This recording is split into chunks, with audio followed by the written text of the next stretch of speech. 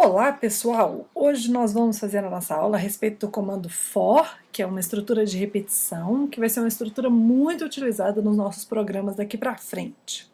Primeiro eu queria mostrar para vocês então o nosso diagrama, o nosso fluxograma de como é que vai ser o programa que nós vamos criar. Tcharam! Olha a mágica! Então, vamos observar aqui como é que vai ser o nosso programinha que nós vamos fazer.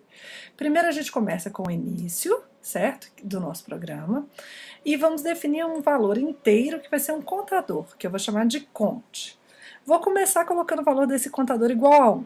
Enquanto o contador for menor ou igual a 100, se a resposta para essa pergunta, contador é menor ou igual a 100? Sim, vai imprimir o contador na tela. Se não, vai terminar o nosso programa. É interessante notar que ele vai voltar aqui, essa setinha aqui, gente, é novidade. O que essa setinha está me dizendo? Que isso aqui vai ser uma estrutura de repetição. Ele vai testar lá, contador é igual a 1? Sim, então ele vem para cá.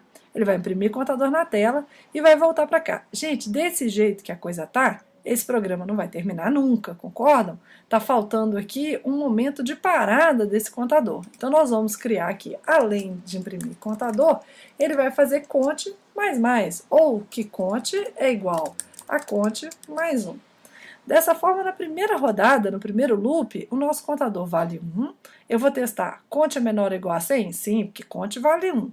Ele vai vir para cá, vai imprimir o conte na tela e vai fazer conte igual a conte mais 1. Então agora o conte vale 2. Vamos voltar para cá? O que vai acontecer? Conte é menor ou igual a 100? É verdade, né? Então ele ainda vai vir aqui para o sim. Vai imprimir 2 na tela, vai fazer conte igual a 3. E aí 4, e 5, e 6, e 7, até quando o conte for 100, ele vai imprimir conte na tela, conte vai passar a ser 101. Com conte valendo 101, na hora que eu voltar aqui, conte é menor ou igual a 100? Não, termina o nosso programa. Essa estrutura, gente, é uma estrutura de repetição. Existem várias formas da gente implementar essa estrutura de repetição. Hoje eu vou mostrar para vocês como implementar essa estrutura usando a estrutura do for, que quer dizer para. Voltando então para o dev, a gente pode ver aqui que a gente vai criar um novo projetinho e nós vamos colocar aqui esse projetinho, é o projeto do for, certo? A gente sempre começa nosso programa incluindo as nossas duas bibliotecas, a stdlib.h e a include stdio, que é de entrada e saída, .h, ok?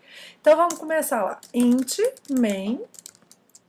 E já vamos fechar nossas chaves para a gente não esquecer. Já vamos colocar aqui o system pause, para ele dar aquela paradinha para a gente ver o que está escrito na tela. E o return 0, que é o retorno da função. Que é o retorno da função int, da função main. Esse inteiro aqui que a função main retorna para o nosso sistema. Vamos salvar este nosso programa lá no desktop. Vai chamar for, ok? Salvei. Não temos nenhum erro de compilação, vou executar. Ele apareceu lá, só pressione qualquer tecla para continuar. Ok. Vamos começar então, vamos observar lá no nosso fluxograma. Nós já fizemos o nosso início e agora nós vamos definir o contador, certo? Essa estrutura toda aqui vai ser a estrutura do for. Começando então a definir o nosso int conte, que é o nosso contador, certo? Então, a estrutura do for, gente, ela é feita da seguinte maneira. Ela tem for, condição inicial, ponto e vírgula, teste, ponto e vírgula, incremento. E aí, dentro desse for, vão ter os nossos comandos. Lembrando que se eu tiver mais de um comando, eu tenho que abrir umas chaves aqui e fechar essas chaves aqui. Isso vai dar a estrutura do nosso for. No nosso caso específico, então, nós vamos fazer for. Qual que é a minha condição inicial? É fazer o meu contador igual a 1. Foi o que a gente fez lá no nosso programa, certo? Qual que é o meu teste? Eu quero saber se conte é menor ou igual a 100. E qual que vai ser meu incremento? Vai ser que conte é igual a conte mais 1. O incremento é o passo, é o que ele vai fazer a cada vez que ele passar nesse for. Já vou fechar aqui para eu não esquecer de fechar. E o que eu vou fazer a cada rodada? Vamos olhar lá no fluxo. Então, repetido, minha condição inicial é o conte igual a 1. Conte menor ou igual a 100 é o meu teste, e a cada vez que eu rodar dentro do for, eu quero que ele imprima o contador e que faça conte igual a conte mais um. Esse pedaço aqui já está lá na estrutura do for, né, gente? Esse pedaço e esse pedaço já estão lá na estrutura do for, só ficou faltando o imprime conte. Ficou faltando, então, aqui só a estrutura da impressão. Então, vamos colocar lá, printf, abre aspas, %d, espaço, vírgula, conte. Vamos lembrar o que esse printf está fazendo? O que ele vai imprimir na tela é o que tiver entre as aspas. Eu estou falando que eu quero que ele imprima um número do tipo inteiro, que é o nosso %d. Estou dando esse espaço aqui simplesmente para ele não grudar um número no outro, né, para ele fazer um do lado do outro. Seria interessante a gente botar então um _n para ele pular para a linha de baixo, certo? Vamos compilar. Ok, não tivemos problema de compilação. Vamos rodar. Vamos observar o que ele fez aqui no nosso programa, gente? Olha lá. Ele imprimiu na tela de 1 até o valor de 100.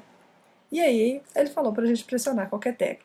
Então, cada vez que esse contador aqui valia inicialmente 1, ele imprimiu na tela o 1. O que ele fez? Rodou aqui e testou agora. Agora ele esquece esse pedaço, que isso aqui é a condição inicial, e fica só no teste.